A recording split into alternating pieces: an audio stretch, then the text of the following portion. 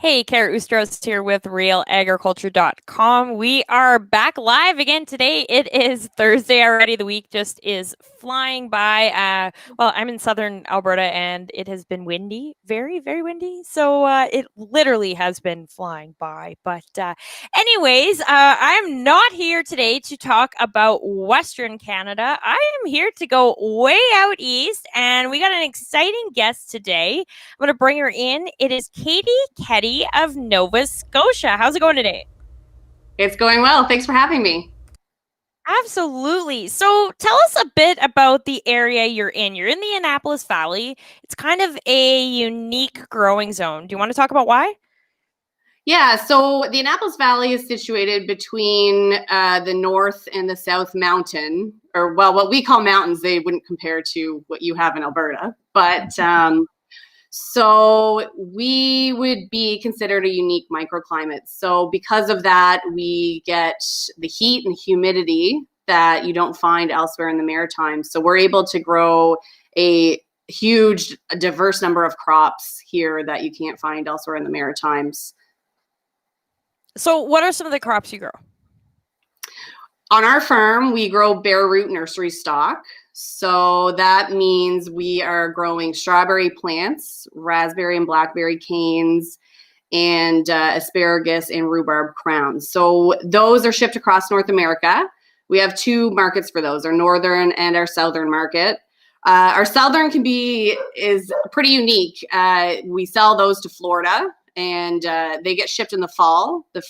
Farmers in Florida plant our plants and then pick the berries all winter that are sold throughout really Canada for the most part. And then our northern market, it would be your local berries that you see throughout Canada in the summertime. And we also grow sweet potatoes. We're the largest sweet potato producers east of Ontario now. So that's pretty exciting. Yeah. So, I was recently talking to somebody about regular potatoes versus sweet potatoes. Now, they are quite different when it comes to what they need. Do you want to talk a bit about why growing a sweet potato is unique? So your traditional white potato have been grown in the Maritimes forever, throughout New Brunswick and PEI, and even in the valley here. We were approached by a research company just over 10 years ago, and it was never thought that sweet potatoes could be grown here. So I was just finishing up university at that point, and my husband had just come home, and he and my father-in-law are known for being a little stubborn, which can serve you well, especially in agriculture. So they wanted to prove that, yes, we could grow sweet potatoes here. So we did trials for about 5 years. With a white potato, you're planting the eye of the potato. A sweet potato, we're actually planting a green cutting, which we refer to as a slip. So that slip goes in the ground and then sends off new roots. Those roots actually swell up, and that's what you're eating when you're eating a sweet potato. So we have our own production system here that differs from, say, Ontario, where they grow. They can grow on bare ground in Ontario, but our growing season is too short here to allow us to grow on bare ground. So we grow on black plastic mulch for the time being. But in saying that, there's new varieties being researched all the time. Out of Vineland Research in Ontario, Radiance is a new variety that's being developed for a shorter growing season in a cooler climate. So the plant science technology can change even our production methods as time goes on. So it's a pretty interesting crop, and there's a lot of research being done all the time with it. So we're excited to be a part of all that too, and do trials on our farm.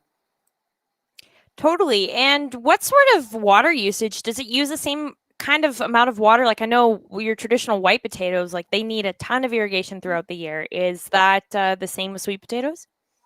Yeah, so we rely heavily on water, but we need to be able to control that water.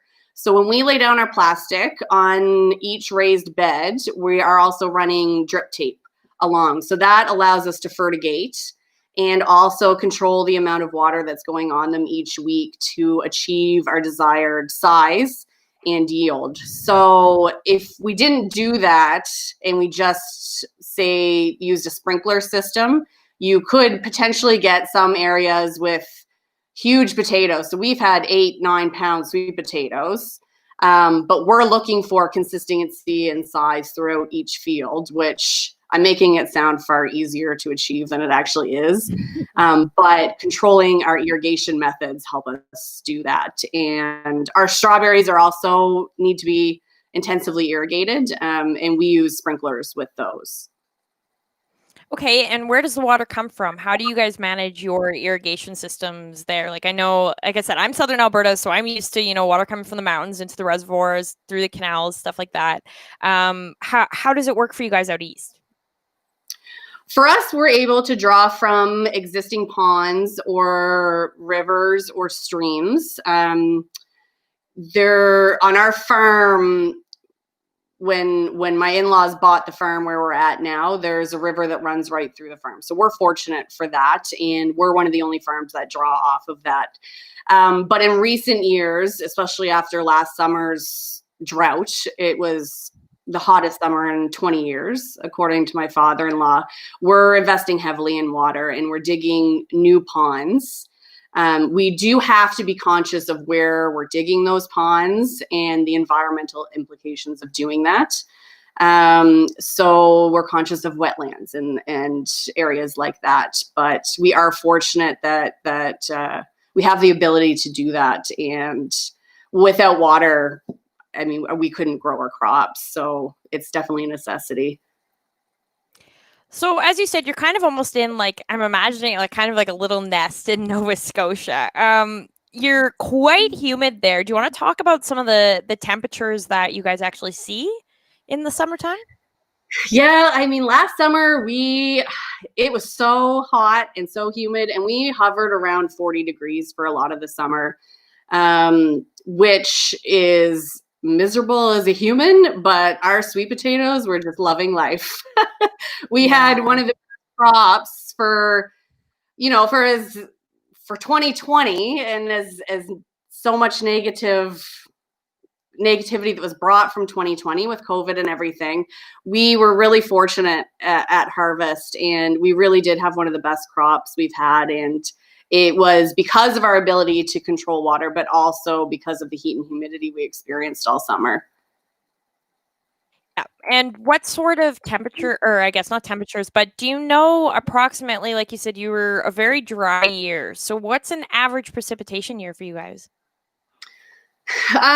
We like to see an inch or two of water a week.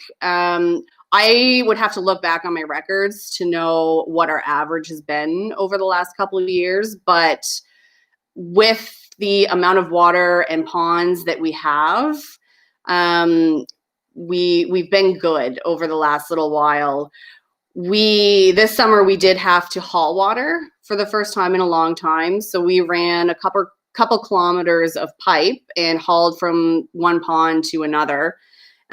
We'd fill it in water and then refill it from the other pond again. And in the valley, like many other places, land is limited. So farmers work together a lot here. So we trade land back and forth. So quite often you'll have one pond between 2 or 3 farms. And we all need to share that same water resource. So it's really, we work together and make sure, at the end of the season, all of our crops are successful. So it's definitely a team effort here. So with that team effort, is it because, like, do you guys each as a farm specialize kind of in one thing? Is that why you would trade land with somebody else due to agronomics sort of thing? Or what's the reason behind that? There's 2 farms we trade often with, and between the 3 of us, none of us grow the same things. So we're not in direct competition with each other, but our crops do complement each other. So we work on a 4-year rotation. So because of the limited land, there's 1 year where we run out of the acreage that we want to stay on that 4-year rotation. So working with these other farms allows us to keep those 2 years of giving back and putting back into our soils to maintain soil health. So, you know, it's worth it for us. And, you know, in agriculture, our industry's changing, and, you know, for somewhere like the Valley where land is becoming more and more limited, I see partnerships between farms becoming the norm as well, and not only sharing land, but equipment as well. And I see that already in conversations with my generation as we look down the road to, you know, to what the future will look like. And we're, you know, we're sharing with other horticulture farmers, so we're in the same sector. So it does make sense to have those conversations. And like you said, it's just starting to kind of happen, but has this happened across generations? So, for example, if you would trade with somebody like your neighbor, is that most likely that your father-in-law traded with that neighbor, and et cetera, or is it just kind of?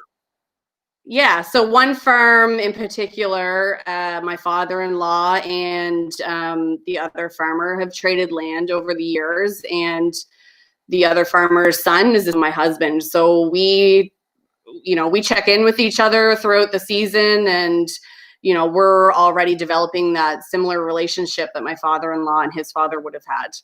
So it's definitely continuing. And we got Larry in here from the text line, and he's actually asking, what do you discuss ahead of time? How do you actually make a good agreement happen? How is, you know, when it comes to actually making these agreements, how do you really make sure you put the right things on paper? In terms of putting it on paper, I would say we are not all that good at doing that part yet. It's really been, you know, a mutual respect of each other, and knowing at the end of the day, we are working together and both are getting a benefit at the end. And I think that comes to the history that we have as well. Down the road, we probably should be more formal about it, but you do get, you know, our horticulture sector in the Valley, we're all close knit, and I guess you develop friendships and trust there as well. Could be to our detriment one day for sure, but so far so good. Yeah, it's one of those things for sure. You never really know. We have another question here from Lara. It's kind of taking a step back to the agronomics of sweet potatoes. Would a low tunnel be beneficial for growing sweet potatoes, or would that be too shaded? So what we need for the sweet potatoes is the heat in the soil. What it becomes about is the ability to do that on 60 acres. So for us, putting tunnels up on 60 acres wouldn't really be feasible. We do research trials every year. So our methods that we're using right now have proven to get us the yields and the size that we've desired. So the other thing with our sweet potatoes is the window in which we plant and the window in which we harvest fits right in between our strawberry planting and harvest. So we're kind of plunked right in there. So our weeks for those are limited as well. So the way we're doing it also works timing wise with our labor that we have. So it's very fine-tuned to our guys, our men that we have, and the window of time that we have as well to make everything happen. Doesn't always, you know, sometimes we're late, but yeah, I know. I'm baffled though. Like 60 acres of sweet potatoes. That is a lot of sweet potatoes, and that's so. What market does that go to? Where do you guys mostly sell it to? We have a couple large retailers, but our main market is Atlantic Canada. And sweet potatoes they're still growing. So Atlantic Canadians are still consuming more and more every year. We really got into it at a good time. We got into growing them when sweet potato fries were becoming popular, and people started trying them outside of that fry form. So there was a little bit of luck really at the end of the day there for when we got into it. But yeah, so we have 2 large retailers that distribute them throughout Atlantic Canada. We have also some smaller farmers markets throughout Nova Scotia as well. But we really can only supply that Atlantic Canada market for 6 months. So there's room to grow if we chose to grow, or room for others as well. Wow. And who does the heavy lifting though of, when you're going to farmers markets? Is that all you and your husband personally? So we would sell to like a farmer's market business. So we pack the order, they get shipped off. Yeah. So we've talked in the past about attending like a Saturday market, but we at this point we sell out so quickly that we don't really need to do that ourselves. So yeah. Question in here again from the text line, this time from Roger. He's saying, what is the difference between a sweet potato and a yam? Can you we get that one a lot. That? Yeah, so it's easier to show visually, but your yams that you see are huge. Like they could be a foot long, and they're quite thick, and they almost look like a bark on the outside. Where your sweet potatoes are that orange fleshed, light or dark red skinned potato. The problem becomes culture. So the term has been, switched around over the years. So if you go, say, to southern states, you often hear sweet potatoes referred to as yams. So I had a can here once that my father-in-law brought back, and it used the same term. Sweet potatoes was on the label, and then ingredients said yams. So it can be confusing for consumers, for sure. So I've never tried a yam though. That's on my to-do list. An actual yam. Hey, Katie, it's producer Jay here. I think we lost Kara there for a second. She'll be joining us in a second. So talk a little bit. Tell us a little bit about your labor force and what you have, who you employ, and maybe how COVID has impacted you. Sure. So our labor force, we rely on not only local labor, but also offshore labor. So in our high season, during harvest, we have upwards of 65 to 70 employees. In the spring, we get Jamaicans in, and then midway through the season, we also get some Mexicans in as well. And we have farm transfers from another farm as well. So COVID certainly put some strain on us this year. Early on, I'm sure you've all heard the stories in March, and we weren't sure if we were going to get our labor force. And eventually they did come. We ended up with everybody, other than a couple guys who were nervous to come, which is understandable as well. So, but we were behind. We started off a month behind. We ran about 2 weeks behind most of the season, but harvest occurred on time. We kind of play catch up over the summer. But we, in horticulture, in Canada, in the horticulture industry, and especially in Nova Scotia, we couldn't farm without this offshore labor. We were fortunate when the guys were late that a lot of locals stepped up, and they were fantastic. And we have some local employees packing potatoes for us this winter as well, who we hope stick around long term because they're great. But it is, we're hand harvested and hand planted all of our crops, so we rely on a huge number of people. Yeah, you had mentioned that you had quite a tight window when it came to your growing season. So tell me, how has this changed your business model as far as human resources and outsourcing and that sort of thing? So right now we're a multi-generational farm. My in-laws both are on the farm full time. Myself and my husband are on the farm full time.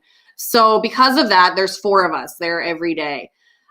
So we are fortunate that we have the time, and we've sort of figured out the strengths that each of us can work to. So I'm actually taking a human resources course now so we can focus a little bit more on that and sort of refine that side of our business. We kind of all fell into the roles over time that suited us. And it's been working for us right now. I think what we worry about as the second generation is when they are stepped away from the farm or, want to take a step back, is where you find that those key managers to come in and see the farm as their own, and those people who want to put the hours in, and what that will look like long term to find those key employees for us. As my kids are only 6 and 8, so they're not coming right up behind us or anything. So that's kind of where our heads are at right now as we plan for the future. It's not a business that you could run with 2 people. There's too much to do. We need to hire key employees down the road.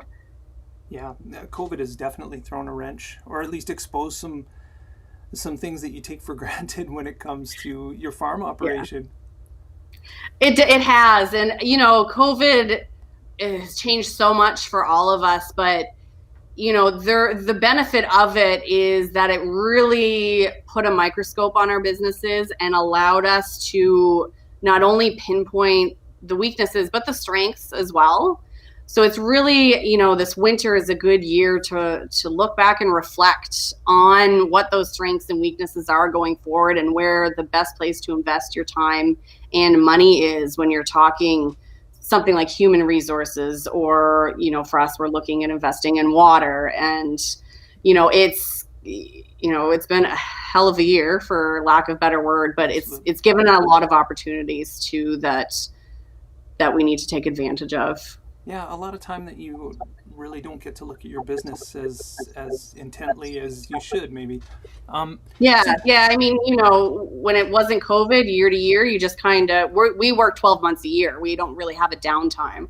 So that 12 months can go by really fast. And then all of a sudden our guys are back and it's spring and we're back into planting. And, it gave us a little bit of time to reevaluate. And with, we're not traveling. Quite often our winters are spent traveling to Florida and to see customers. It's allowed us some time to really reflect. Yeah. And earlier you'd mentioned some of the research trials that you're running on your farm. How much of your acreage do you dedicate to research? It depends on what the trial is. My father-in-law is known for being innovative and open to new things and new technologies. So it's pretty normal for people to approach us now to offer up a trial, or let's try this, let's try that. So it's really dependent on what it is. Our trial this year was with bioplastics. So we dedicated about an acre to bioplastic, so biodegradable plastic mulch instead of the traditional plastic mulch that we've been using. So, and that's with the idea, is it better for the environment long term? Is it leaving anything behind in our soils or anything like that? So I love that side of the business. We do plant trials as well when new varieties come out for strawberries. And I have a science degree, so I love that research and that finding new technologies and, the analytical part of all of that too. So it's nice to be kind of on the forefront of new technologies that way. That's awesome. It looks like we got Kara back, and we were just talking about research. Well, I'll patch you back in with Kara here. Thanks. Sorry about that. It is, as I said, the wind is blowing, and I think it knocked my internet out. I am hotspotting it now and hoping for the best, because welcome to live. I guess this is why we do things live. Because, yeah, that happens.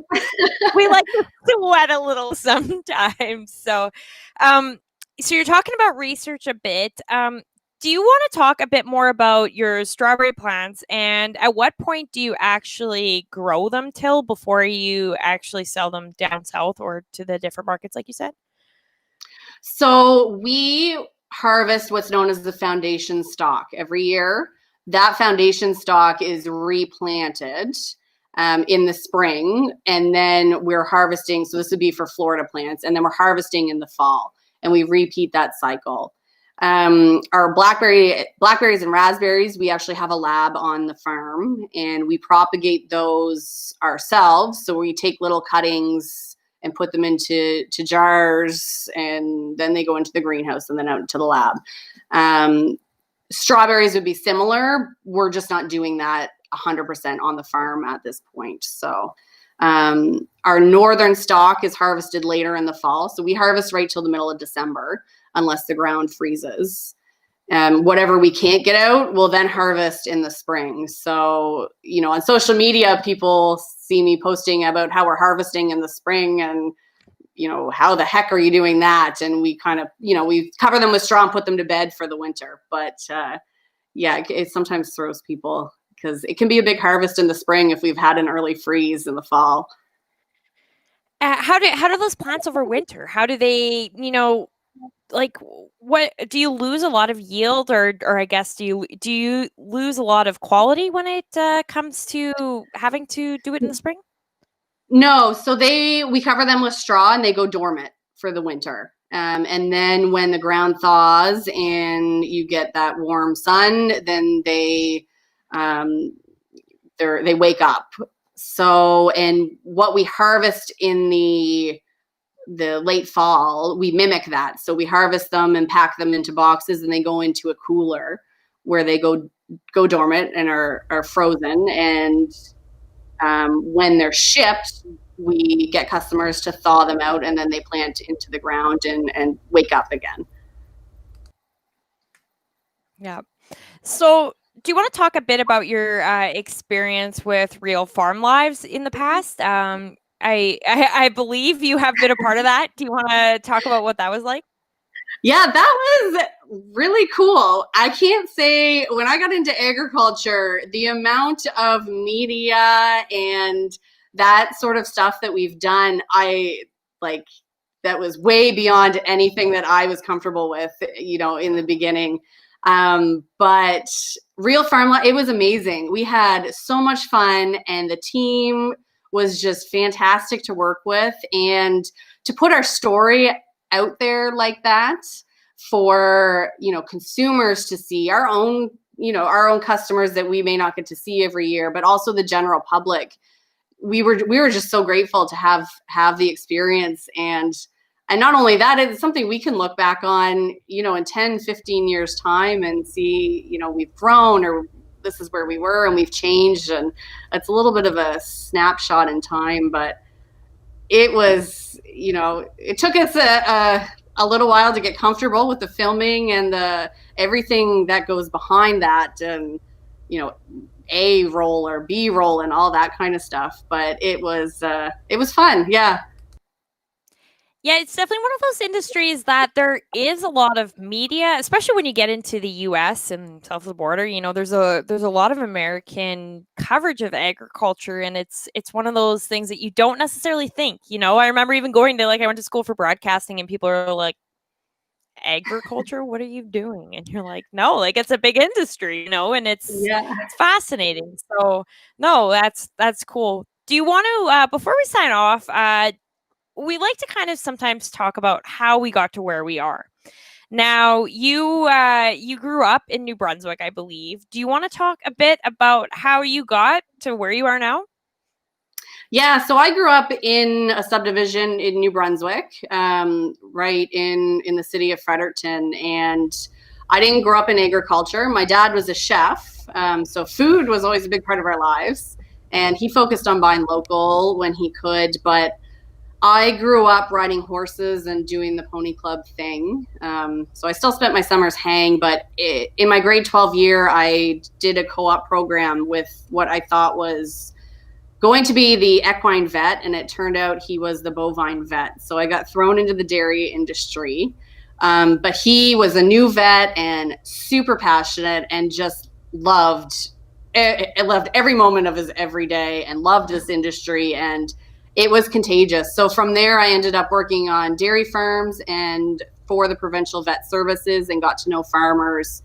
I had started a degree at St. Thomas doing sociology and English, and just realized it one day after 2 years that it wasn't what I wanted to do. So I ended up at the NSAC, DAL AC is what it is now, and met my husband, and the rest is history. I didn't work full time on the farm right out of college. I worked for a researcher and managed a feed store, but I fell in love with the industry and the passion that our people have for what they do every day.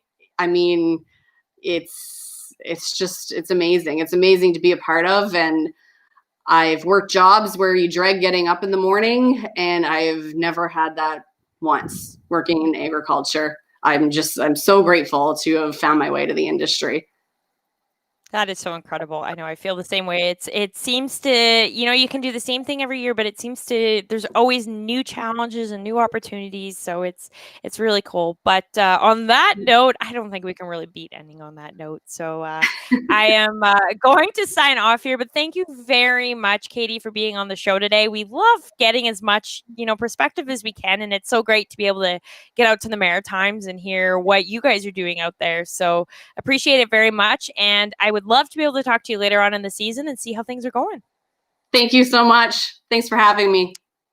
Yeah, absolutely. And thanks everyone who tuned in today. Sorry for the little bit of technical difficulties. That is, like I said, the beauty of being live, I guess. But we appreciate you guys tuning in. This is really a unique show. It's not just any webinar. There's lots of webinars out there, but we are live. We are taking your questions. We are taking your interactions. And it is just so much fun to be a part of. So thank you very much for making my job worth getting up in the morning too.